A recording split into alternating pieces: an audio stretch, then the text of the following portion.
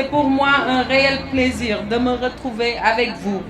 pour présider la cérémonie de remise symbolique de financement aux commerçants en activité dans les différents marchés du département. Cette cérémonie qui nous réunit aujourd'hui entre dans le cadre de la mise en œuvre du programme d'appui aux commerçants de la région de Dakar, donc des acteurs de l'économie sociale et solidaire, secteur auquel Monsieur le Président de la République, son Excellence Monsieur Macky Sall, accorde une attention particulière. Ces acteurs, pour l'essentiel constitués de femmes et de jeunes, répartis à travers plus d'une centaine de marchés à l'échelle de la région, éprouvent encore des difficultés pour accéder pleinement au financement. L'accès à des sources de refinancement diversifiées donc, en interne comme en externe, pour les institutions de microfinance, principal mécanisme de financement mis au service des acteurs de l'économie sociale et solidaire, demeure un impératif nécessaire pour amoindrir les difficultés des toutes petites micro-entreprises comme les vôtres à bénéficier de crédits et contribuer positivement à la croissance de notre pays. C'est dans cette optique que son Excellence M. Macky Sall, dans le cadre de sa politique d'inclusion financière et sociale, a mis à la disposition des acteurs de l'économie sociale et solidaire une enveloppe initiale d'1 milliard de francs CFA pour la mise en œuvre de cet ambitieux programme. Assurément, ce programme constitue une réponse de plus à la question de l'accès au financement des commerçants, mais surtout de l'entrepreneuriat des jeunes et des femmes. Au-delà de l'accès au financement, la formalisation et la structuration des acteurs restent des gages de réussite de l'entrepreneuriat du secteur, surtout dit informel, constitué pour l'essentiel des acteurs que vous êtes. Donc, la loi numéro 20-21-28 du 15 juin 2021 portant loi d'orientation relative à l'économie sociale et solidaire confère des dispositions favorables pour les acteurs formalisés ou non formalisés. Il s'agit notamment de mesures d'ordre douanière, fiscale, mais surtout de mesures de protection sociale appropriées. Les études sont en cours. Je vous exhorte donc par conséquent à vous approprier le modèle de l'entrepreneuriat économie sociale et solidaire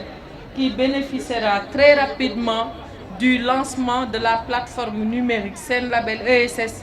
qui permettra, au-delà de l'identification des acteurs de l'économie sociale et solidaire, de les former, de les encadrer, mais surtout d'évaluer avec les acteurs le besoin, qu'ils soient techniques ou financiers, afin de permettre une meilleure prise en charge de leurs préoccupations pour des conséquences plus positives ou en tout cas pour des retombées plus positives de leurs activités. Donc, tenant compte de tout cela, au niveau du département de Keur Massar, c'est la mutuelle d'épargne et de crédit de l'UNACOIS qui a été retenue comme partenaire. Le montant de 100 millions sera mis à sa disposition et tenant compte de la spécificité de la cible, le taux d'intérêt global sera de 6% avec un prêt plancher, un prêt plafond et une durée de 12 mois du crédit dont 2 mois de différé. Sur la base des arbitrages, donc le montant de 100 millions est mis à la disposition du département de Keur Massar.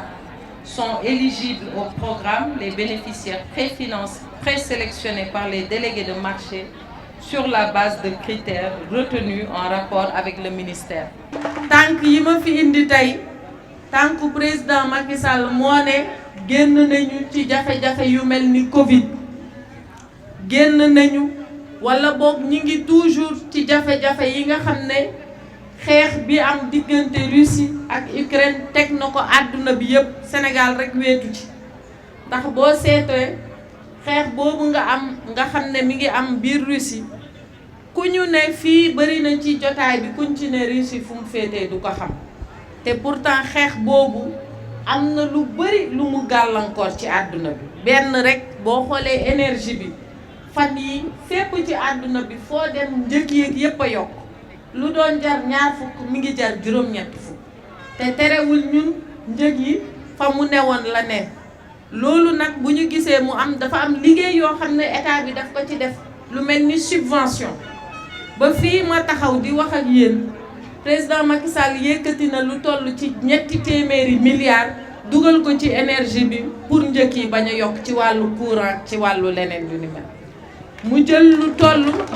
téeméer ak juróom fukk ak juróom-ñaari milliards yoo xam ne dugal nañ ko ngir dund gi prix yi bañ a yéeg ca na mu war a yéegee ci li nga xam ne crise bi moo ko indi kon yooyu yëpp dafa nekk ay jafe-jafe yoo xam ne bi muy ñëw en 2019 di wax ne am na secteur boo xam ne dama ko fas yéene beral ministère am à part ndax microfinance yàgg na fi ñun ñëpp xam nañ lan la mooy microfinance waaye ñetti at ca gannaaw dafa jël secteur bu ñuy wax économie sociale et solidaire loolu boo ko déggee mooy yéen ñii ci secteur boobu ngeen bokk ñi nga xam ne dañu nekk soit dans le secteur informel soit dañu nekk ci seeni coopérative wala nekk ci seeni mbootaay moo xam borom kalabaas yi la moo xam borom natt yi la moo xam borom GIE la mu ne ñooñu ñëpp dama leen di dajale wutal leen ministère tuddee ko économie sociale et solidaire boo xam ne bëgg naa ca nañuy liggéeyee ministère boobu gën leen taxawu ñu mën leen encadrer mën leen formaliser mën leen teg ci yoon boo xam ne état bi dana leen xam bu leen xàmmee ba pare dana mën di leen dimbale mu dëxëñ loolu yëpp dénk ma ministère bi ne naay jëflanteeg yéen kon bu ñëwee tey gannaaw bi suñu waa service ministère yi ñëwee fii daaw dugg nañ ci marché yi yëpp ma lim fekk fa ñi toog ci taabal yi kenn ku nekk ñu waxtaan ak moom xam lan lay jaay ci lan lay yëngatu ci lan la ne ñu bind ko xaatim ko waxtaanee ko tëgg ko def ko programme boo xam ne ñi ngi ko tuddee programme d'appui aux commerçants yi nga xam ne ñoo nekk ci marché yi yor table bi président yëkkati lu toll ni 1 milliard ne nañ ko dugal ci programme boobu jagleel ko secteur bi kon mbooleem téeméer rek nangam yu teg yi nga xam ne ñoo nekk biir marché région de Dakar kenn ku ne président am na pàcc bu mu jël jagleel la ko yéen waa Tëngéej nag jagleel na leen téeméeri million loolu dinañ ko jox léegi délégué yi may taxaw ci délégué yi nag di leen sant di leen gërëm bu baax a baax a baax ndax programme bi biñ ko tàmbalee délégué yi lañ toogal waxtaan ak ñoom fii sànq délégué Nguer jël na kàddu ak délégué Serigne Gueye ak soxna Caaci wax ci seeni tur wax ci turu département bi nekk ci Rufisque yëpp ma leen di sant di leen gërëm ndax liggéey bi ñu def yombul liggéey bu metti woon la naaj bi tàngoon na ànd nañ ci liggéey ko ba tey suñu borom dogal mu sotti bi mu sottee aussi programme bi niñ ko tëggee mooy ligne de crédit bii nga xam ne dañ koy jox acteurs yi amul apport amul garantie amul frais de dossier ndax lépp daf ko financement bi da ko ëmb ba pare taux d'intérêt bi nekk 6%. loolu lu am solo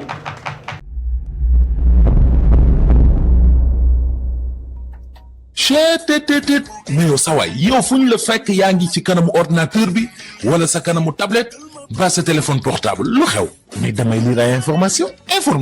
waaw waaw xoolal boo bëgg am ay information yu leer nañ et en temps réel duggal ci www.senegal7.com ay information yu wóor man de maa ngi application Sénégal 7 lépp lu xew dama koy jot ci sama téléphone ci tàng-tàng bi te nag application Sénégal 7 am ko yomb na da ngay dugg ci Play Store wala Apple Store nga télécharger ko rek xam li xew ci réew mi ak la xew ci bitim réew te nag dara du la ci umpu. Vous voulez des informations en temps réel? Cliquez sur www.senegal7.com. Sénégal 7, le roi de l'information en temps réel.